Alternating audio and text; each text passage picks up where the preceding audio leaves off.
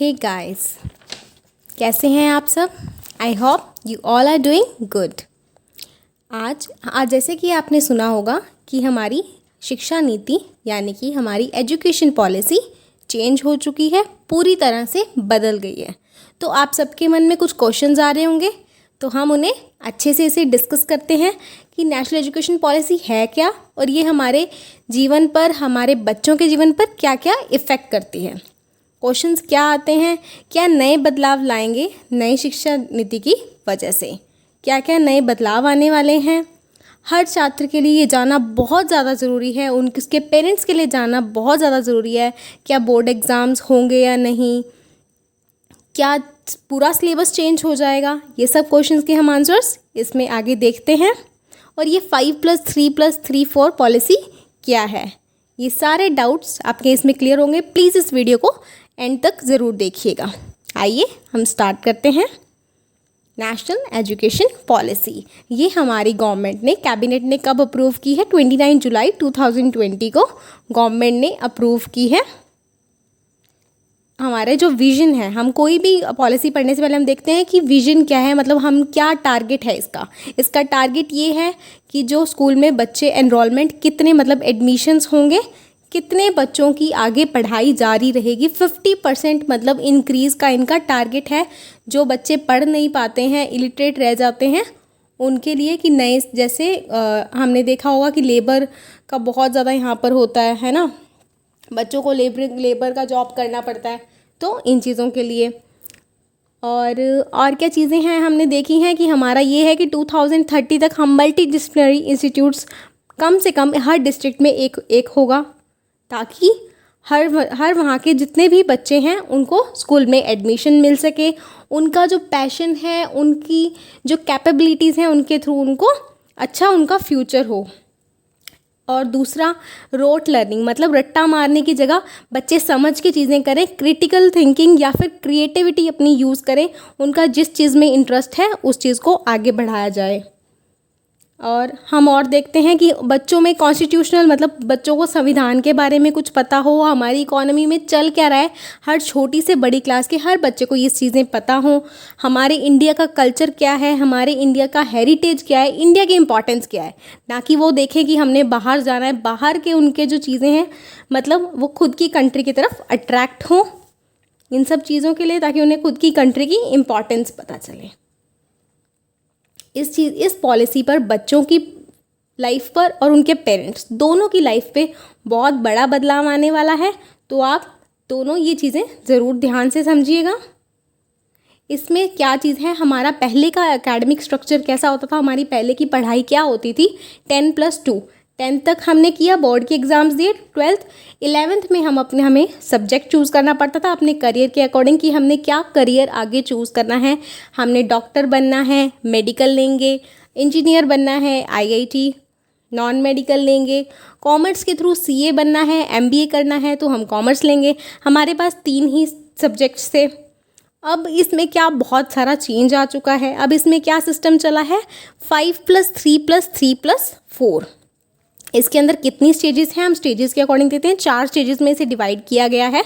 Foundational stage, जहाँ पर बच्चा 1st से 3rd तक, जब वो 5 साल तक की एज में आता है, उसमें क्या है कि वो 3 साल तक क्या करेगा, आंगनवाड़ी, प्री स्कूल या बाल वाटिका का निर्माण किया जाएगा, ताकि बच्चों का अच्छे से विकास हो सके। वो प्ले गेम्स के थ्रू अपनी, मतलब उन बुक्स नहीं होंगी उनके उस चीज़ में, सिर्फ एक्टिविटी बेस्ड लर्निंग होंगी। उनके एक्टिविटीज़ खिला के, उन्हें गेम्स खिला के ही उनको चीज़ें सिखाई जाएंगी। उन पर कोई बर्डन नहीं होगा, ताकि उनका अच्छे से ग्रोथ हो सके।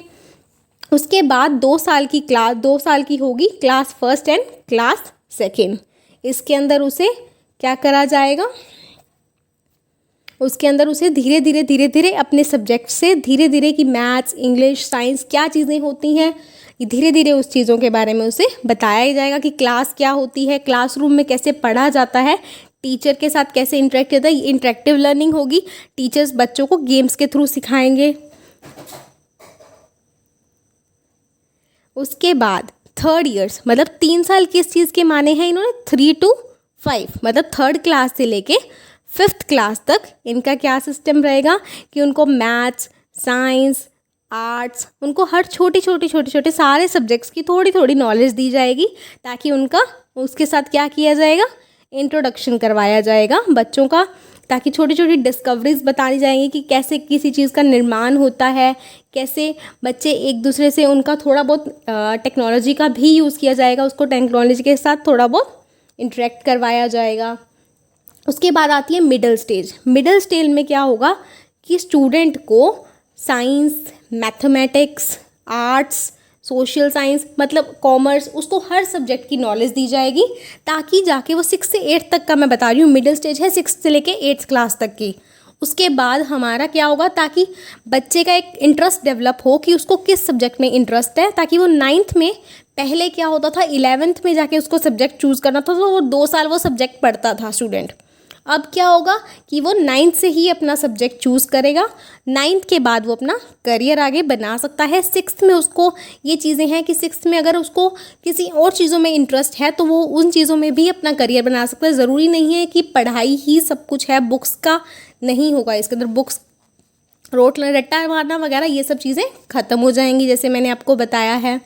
9th और 12th का क्या होगा कि पहले उसे जैसे अब इंट्रोड्यूस करवा दिया गया है बच्चे को कि उसका किस चीज़ में इंटरेस्ट है। और सबसे बड़ी बात कि ये आर्ट्स, कॉमर्स और ये बॉर्डर्स ख़त्म कर दिए गए हैं। आर्ट्स, कॉमर्स, साइंस क्या है, इसको आप कभी भी, कोई भी आर्ट्स का बच्चा है, मैं मान सकती हूँ वो कॉमर्स के सब्जेक्ट भी पढ़ पाएगा। तो स्टूडेंट्स अपने मनपसंद सब्जेक्ट ही पढ़ सकते हैं, उसको इस चीज़ के लिए कर दिया गया है। अब है हमारा लैंग्वेज बैरियर ख़त्म कर दिया गया है, मतलब इंग्लिश मीडियम, अब इंग्लिश मीडियम की इम्पॉर्टेंस थोड़ी कम हो गई है। क्यों? क्योंकि अब 5th क्लास तक के बच्चे, जैसे हम ट्राइबल ग्रुप्स में देखते हैं, गांव में देखते हैं, लोग सोचते हैं कि हमारे जो बच्चे हैं वो हमारी रीजनल लैंग्वेज, मतलब हमारी जो लोकल लैंग्वेज है उसे भी सीखें। पंजाब में जाते हैं तो लोगों की सोच होती है कि हमारे बच्चे पहले पंजाबी सीखें, ना कि इंग्लिश। तो 5th क्लास तक उन्होंने क्या किया है कि कोई भी स्टेट्स, ये किसके पास इन्होंने दिया है कि कोई भी स्टेट 3 लैंग्वेजेस ऐसी चूज़ कर सकता है जो वो चाहता है कि 5th क्लास तक के बच्चे वो पढ़े। वो चॉइसेस को डिसाइड कर सकता है। 5th क्लास तक लोकल लैंग्वेजेस का इम्पॉर्टेंस बढ़ा। इसके अंदर क्या होगा कि हमारे जो लोकल लैंग्वेजेस हैं, हमारी जो क्लासिकल लैंग्वेजेस हैं, उनके लिए उनकी इम्पॉर्टेंस बढ़ाई जा रही है, ताकि बच्चों को उनके बारे में पता चले। इसका क्या रिजल्ट होगा, इंक्रीज इन एनरोलमेंट्स, मतलब एडमिशन्स और ज़्यादा इंक्रीज़ होंगे, क्योंकि गांव के बच्चे भी एडमिशन लेंगे। क्योंकि अगर रीजनल लैंग्वेजेस मुस्लिम हैं तो उनको है कि उर्दू की वहाँ पे टीचिंग दी जाए उनको, है ना। पंजाबी के हैं, सिख हैं तो पंजाबी भी उन्हें चाहिए। राजस्थान में राजस्थानी, मराठी, जो लैंग्वेजेस वहाँ पे दी जाएंगी। लेस ड्रॉप आउट्स, मतलब अब बच्चे स्कूल नहीं छोड़ेंगे, क्योंकि उनकी फ़ीस के लिए भी बहुत सारा इन्होंने हर गांव के अंदर, हर छोटे से छोटे गांव में भी काफ़ी ज़्यादा मल्टीडिसिप्लिनरी सेंटर्स वगैरह खोलने का किया गया है।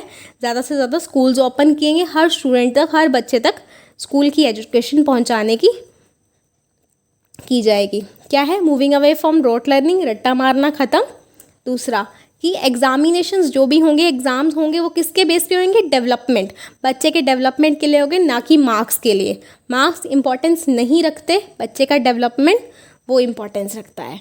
दूसरा, activities involving coding will be introduce, मतलब कोडिंग वगैरह जैसे दूसरी कंट्रीज़ में होता है, चाइना, हम अमेरिका में देखते हैं कि छोटे छोटे बच्चे गेम्स बना रहे हैं, एप्लीकेशंस बना रहे हैं, है ना।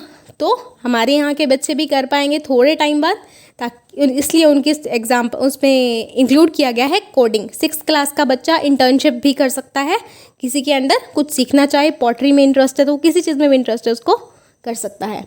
Reforming examinations in grades 9 to 12th, 9 to 12th के जो बोर्ड एग्ज़ाम्स हैं उनको बहुत ईजी बना दिया गया है, सेमेस्टर सिस्टम में बना दिया गया है, ताकि बच्चे ऐसा भी हो कि जो बच्चे पूरा साल पढ़ रहे हैं उनको उस चीज़ का रिज़ल्ट मिले, ना कि वो जो लास्ट में 1 महीना पढ़े और अच्छे मार्क्स ले आए। इसके लिए ताकि एक हाई लेवल की एजुकेशन हो।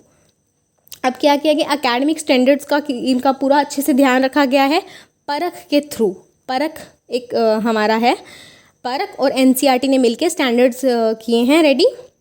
होलिस्टिक प्रोग्रेस कार्ड, जो प्रोग्रेस कार्ड होगा मतलब जो रिपोर्ट कार्ड होगा स्टूडेंट्स का, वो क्या होगा 360 डिग्री, मतलब उसमें स्टूडेंट का क्या क्या चीज़ें हैं, उसके पेरेंट्स का इन्वॉल्वमेंट होगा कि पेरेंट्स उसको कितने मार्क्स देते हैं, उसके बाद वो ग्रुप मेकिंग, ग्रुप वर्क कितना करता है, प्रोजेक्ट बेस्ड उसको कितने मार्क्स मिलते हैं।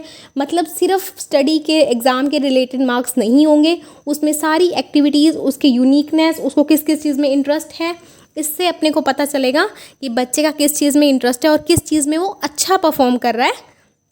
इस बेस पे उसका रिपोर्ट कार्ड रेडी होगा। Multiple entry and exit points, इसमें क्या है कि स्टूडेंट्स, बहुत सारे बच्चे ऐसे होते हैं कि फाइनेंशियल प्रॉब्लम की वजह से उन्हें अपनी स्टडी छोड़नी पड़ जाती है, 1 साल के लिए, 2 साल के लिए गैप लेना पड़ जाता है, तो वो वापस ज्वाइन नहीं कर पाते थे। क्यों? क्योंकि उनको डिग्री नहीं मिलती थी। हम कॉलेज में ये चीज़ जनरली देखते हैं, 1 साल का उन्होंने कंप्लीट कर लिया और लेकिन उनको फिर डिग्री नहीं मिलती थी, तो उनको फर्स्ट ईयर वापस करना पड़ता था। अब ये चीज़ नहीं होगी। अब क्या होगा, एकेडमिक बैंक ऑफ क्रेडिट, इसके थ्रू जैसे डिजी लॉकर होता है, उसके सारे डॉक्यूमेंट्स, उसके जितने मार्क्स उसने, मान लो फर्स्ट ईयर में उसने जितने मार्क्स स्कोर किए हैं वो उसके अंदर रिकॉर्ड हो जाएंगे। उसके बाद वो जब भी एडमिशन लेता है, इसके लिए एक लिमिटेड टाइम पीरियड होगा, जब भी वो एडमिशन लेता है तो उसके वो मार्क्स उसके अंदर काउंट होंगे। जब वो सेकेंड ईयर में एडमिशन लेगा तो जितने भी स्कोर्स होंगे उसके तब तक के, और लास्ट में वो क्या कर देंगे, ऐड हो जाएंगे जब उसको डिग्री का सर्टिफिकेट मिलता है। कॉलेज एडमिशन्स के लिए बहुत अच्छा स्टेप लिया गया है। इसमें क्या है कि जो स्टूडेंट्स मेरिट बेसिस पे सिलेक्ट नहीं हो पा रहे, तो उनके लिए एक टेस्ट रखा गया है, कॉमन एप्टीट्यूड टेस्ट। उसमें क्या होगा कि बच्चे के जो उसके बोर्ड एग्जाम्स में, मान लो 12th में जितने मार्क्स आए हैं प्लस उसके जो कॉमन एप्टीट्यूड टेस्ट में मार्क्स आए हैं, टोटल मार्क्स को ऐड करके वो इजीली एडमिशन ले पाएगा जिस कॉलेज में वो चाहता है। ग्रेजुएशन में एक इन्होंने सिस्टम किया है, जब फर्स्ट ईयर एक बच्चे का कंप्लीट होगा तो उसको एक सर्टिफिकेट दिया जाएगा, जब उसका सेकेंड ईयर कंप्लीट होगा तो उसे एक डिप्लोमा दिया जाएगा, जब उसका थर्ड ईयर कंप्लीट होगा उसको बैचलर्स डिग्री दी जाएगी, ताकि वो जिस टाइम भी, मैंने आपको पहले ये बताया है कि वो डिजी लॉकर टाइप सिस्टम क्या था, एकेडमिक बैंक क्रेडिट क्या था, कि उसके अंदर उसके क्या करेंगे, उसके ऐड होते जाएंगे, तो उसका जो सर्टिफिकेट में मार्क्स हैं वो उसके अंदर ऐड होंगे। सेकेंड ईयर उसने कंप्लीट करके उसने छोड़ दी एजुकेशन, तो उसके अंदर डिप्लोमा के मार्क्स ऐड हो जाएंगे। ठीक है, अगर वो 4th ईयर कंप्लीट कर देता है तो उसको क्या करेगा, सर्टिफिकेट प्लस रिसर्च की डिग्री मिलेगी। स्ट्रीम सिस्टम ख़त्म हो चुका है। मैंने आपको बताया कि कोई भी स्टूडेंट अपने अकॉर्डिंग सब्जेक्ट्स चूज़ कर सकता है। वो बायोलॉजी के साथ कोई भी सब्जेक्ट, पॉलिटी पढ़ना चाहे तो पॉलिटी भी ले सकता है। तो इससे क्या होगा, पैशन डेवलप होगा। फीस का सबसे बड़ी चीज़, बहुत सारे पेरेंट्स की वो होती है कि फाइनेंशियल प्रॉब्लम है, वो उनको फ़ीस की प्रॉब्लम आती थी अगर वो अच्छे स्कूल में पढ़ाना चाहते हैं। तो पहली बात कि सारे स्कूल्स का जो स्टैंडर्ड्स हैं वो मेंटेन किए जाएंगे, इक्विवेलेंट रखे जाएंगे, ताकि सारे स्कूल्स में एक जैसे। और हमने एक दूसरी बात ये कि पूरे ऑल ओवर द इंडिया हमारे NCERT का सिलेबस ही उन्होंने अप्लाई कर दिया है। अब कहीं पे भी राजस्थान बोर्ड का आपको अलग ऐसे से अलग सिलेबस नहीं मिलेगा। कोई कॉन्वेंट सिस्टम ख़त्म हो चुका है। नॉट फॉर स्कूल्स जो हैं वो नॉट फॉर प्रॉफिट ऑर्गेनाइजेशन के लिए काम करेंगे, मतलब प्रॉफिट मेकिंग के लिए काम नहीं करेंगे। उनकी जो फीसेस हैं उनकी सर्टेन लिमिट फिक्स कर दी गई है। इस चीज़ की रेगुलर ऑडिट और इंस्पेक्शन होती रहेगी। एक सबसे अच्छी बात कि लोक विद्या, ये क्या है कि स्कूलों में बच्चों को पढ़ाया जाएगा कि उसकी कंट्री के अंदर कौन कौन सी हमारी बिल्डिंग्स हैं, हमारी कंट्री की क्या कल्चर है, क्या इम्पोर्टेंस है, ये सारे एजुकेशन में एक एज अ अलग सब्जेक्ट उनको पढ़ाए जाएंगे। कॉन्स्टिट्यूशन, हमारे संविधान के बारे में बताया जाएगा, हमारा संविधान कैसे बना, हमारा इंडिया कैसे बना, हर छोटी से छोटी चीज़ उसको बच्चे को बताई जाएगी। Thank you. Please like, share and subscribe and do watch it. और आपको टीचर्स के लिए भी बता दूं कि टीचर्स की भी काफ़ी चेंज आया है। जो नेट करते हैं, आगे टीचर्स B.Ed करते हैं, उसमें भी काफ़ी चीज़ें, टीचर्स के लिए काफ़ी चीज़ें चेंज हुई हैं। वो हम अपने नेक्स्ट वीडियो में आपको ज़रूर बताएंगे।